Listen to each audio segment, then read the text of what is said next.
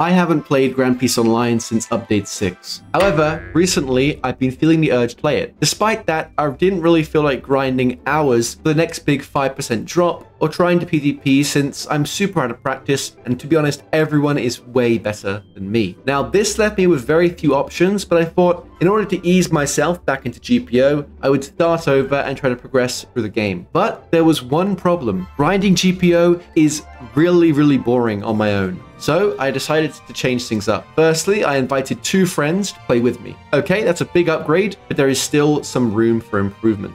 Next, I decided to give the playthrough a theme. We would each play as one of the 3 classic admirals from One Piece. That would be Aokiji, Akainu, and Kizaru. One spinning wheel later, and we all had our roles. Finally, I decided the playthrough needed that extra challenge. We would attempt to beat every boss in the first sea with only 3 lives each. In this video, I'll be telling you the story how the 3 admirals went from chore boys punching bandits in Town of Beginnings to facing off against a pirate emperor. In order to tell you the story, I have to go right back to the beginning, specifically the Town of Beginnings. Let me introduce you to our main characters. We had chore boys with no fruits, martial art training, or even weapons. Chore boys like this would never survive on the dangerous Sea of Foyu, so something had to change. 3 legendary devil fruits later, and things were starting to take shape. With their newfound powers, it was a piece of cake for these marine soldiers who take out the bandits who terrorized innocent townsfolk of the Town of Beginnings. No matter how many bandits we defeated, it was clear that they would keep coming unless we took the fight to their leader, the infamous bandit boss. We marched up the hill and challenged the bandit boss to a fight. 1 ice spike, 2 light swords, and 3 magma fists later, and the bandit boss was no more. As the villagers celebrated our victory, we all hopped on a small boat and set off to liberate more islands. After delivering some fresh water to the inhabitants of a desert island, we nostalgically began fighting more bandits. All the while, the bandit leader Lucid gazed at us menacingly with his huge rocket launcher propped up on his shoulder. Eventually, we gained enough courage to challenge him, and after a quick fight, we killed him and freed our second island from bandit rule. With 2 victories under our belts, we decided it was time to officially join the Marines. To do so, we hopped on a boat and set sail for the Marine base, Shellstown. However, to our surprise, the island had been taken over by corrupt Marines who served the even more corrupt Marine captain, Axe Hand Logan. Wait, I'm gonna die! I'm gonna die, please help me! I'm dead! I'm dead! Help! Help! Why is he in the air? Despite our powerful devil fruits, Aokiji almost died on multiple occasions. And if it hadn't been for Kizaru and Akainu swooping in at the last minute, he would have been 1 life down. Eventually, we got the hang of our fruits and launched an attack on Logan. If you're wondering why I'm saying Logan, just to clear things up, that's his GPO name. Obviously, it's Axhan Morgan. But for the sake of this video, I'm going to be using primarily the GPO names. He proved to be our biggest challenge yet, but still, he was no match for our powerful devil fruits and masterful strategic planning. We sat on a wall and attacked him from just outside his reach.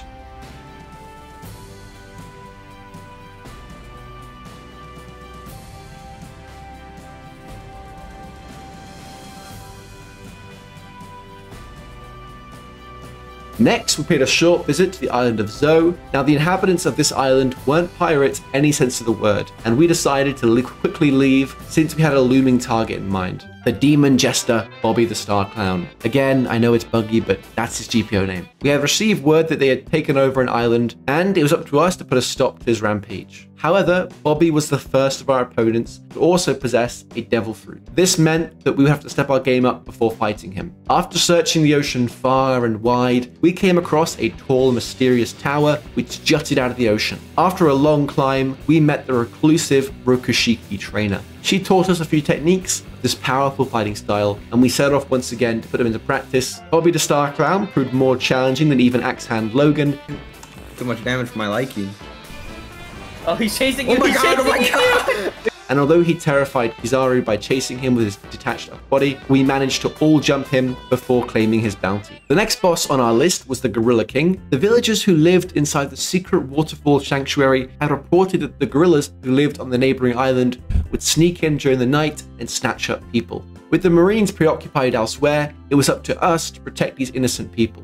It took us a while to reach Sphinx Island. Despite his intimidating abilities, he had no range, and we slowly picked away at his health till he too was no more. After defeating this boss, Kizaru unlocked a brand new ability. Kizaru decided to do some exploring with his new powers. He drove his ship into the knockup stream and reached the land of the sky. This would be his diving board. Kizaru braced himself before jumping off the clouds and breaking immediately into a light flight. At first, everything was going well, but he misjudged how much stamina it would take. And suddenly, he found himself hurtling towards the ocean below, his mind rapidly searching for a way to survive the fall. He quickly summoned his rowboat. His quick thinking gave him a chance at survival as he slipped past the boat and plunged into the cold blue ocean. Remembering his training, he gathered all his strength and lunged towards the sky. Miraculously, he burst from the ocean's surface and managed to get one gasp of fresh air. Sadly, this would be the last breath he took, as immediately afterwards he dropped back down into the water and slowly drowned, before being gobbled up by a hungry shark. This meant that Kizaru was the first to lose a life, and that he only had 2 lives left before he was dead for good. We all needed a victory to recover from Kizaru's traumatic death, so we decided to take on our next target. We confidently marched on his huge mansion, but once we entered its large doors,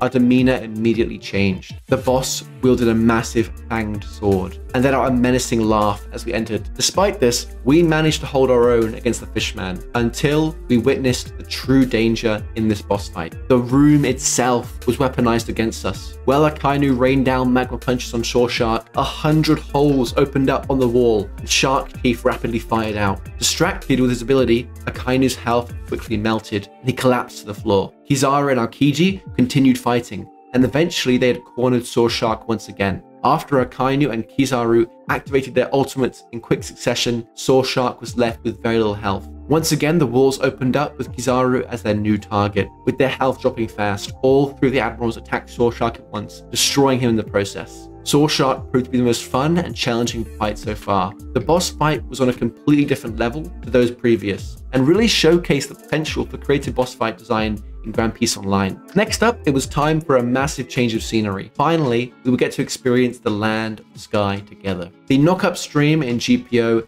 is one of my favorite features in the game, and I'm glad they decided to reference such a cool thing from the anime, as it really makes it for a great entrance into the area. I know there's not a lot of competition, but GPO definitely has the best Skypiea from any Roblox One Piece game so far. There were a lot of bosses on our list for the Sky Islands, but we started with the Head Guardian, a powerful swordsman who is always surrounded by his heavily armored guards. We didn't think this boss would be that difficult, but it was our overconfidence that proved our downfall. Everything was going well until Kizaru and Aokiji's health dropped low and they were forced to retreat. This left Akainu to take the full force of the Head Guardian's powerful one-sword style attacks.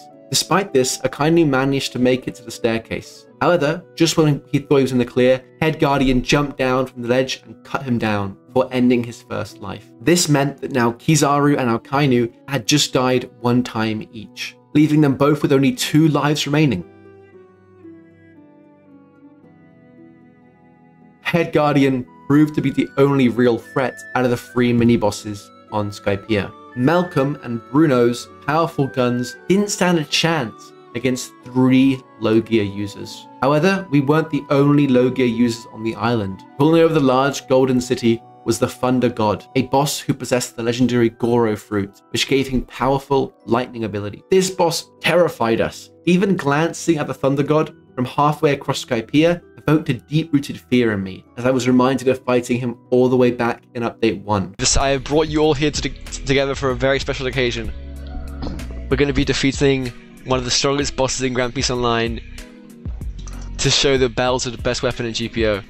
Nice! GG! Due to Anal's ability to activate Logia protection when under 50% health, we decided we would need Uso Shoku Haki before we could challenge him. This meant we'd have to set off to the snowy Kori Island, where we met a hermit named Ray. The 3 Admirals and Ray bonded over a shared addiction to stamina potions, and he offered to teach them the secrets of armament hacking. However, this wouldn't come cheap, as first we had to kill 50 of the most powerful Yetis who inhabited the ruins of the island. This was a great test of our strength, but after a while, we were able to unlock its ability and journey back to Skypiea. Once back at the Sky Islands, we marched straight to the Golden City and challenged Anel. At first, everything was going fine. Everything took a bad turn when my character froze after a failed tech eye.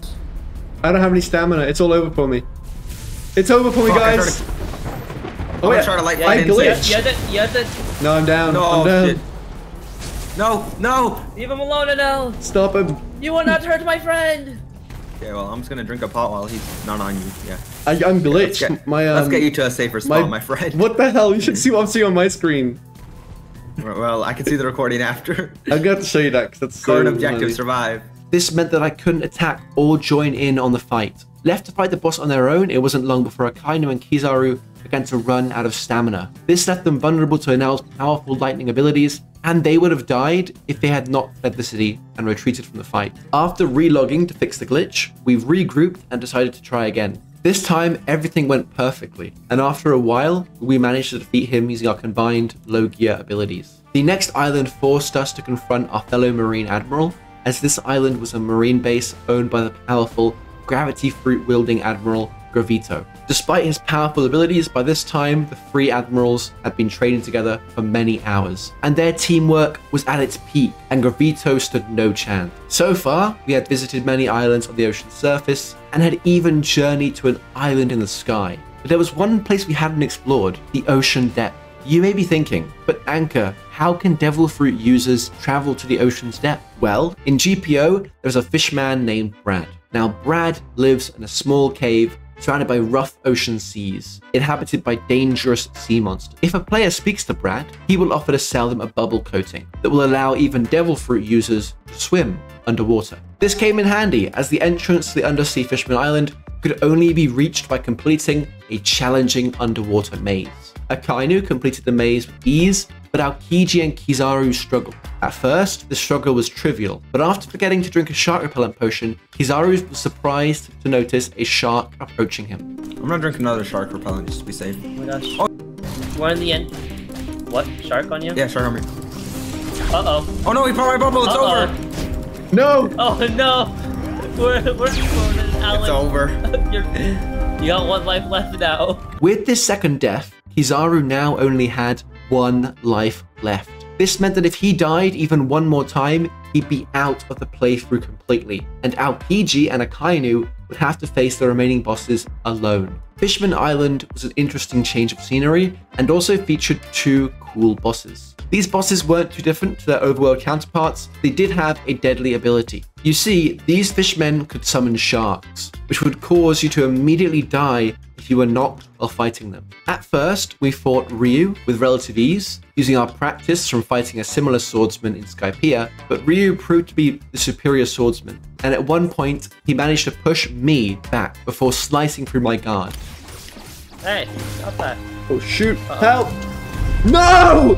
Exterminated by a shark? Oh my god. With still 3 bosses to go, 2 out of 3 of the Admirals only had 1 life remaining. This meant that we would have to play very careful moving forward. Now, before I discuss our battle with the King of Fishman Island, I need to just state how awesome it is to see such a cool model design of the boss. Compared to Bloxfruit's King Neptune, this is a masterpiece. Unlike most One Piece Roblox games, they gave Neptune both a fishtail and his classic trident.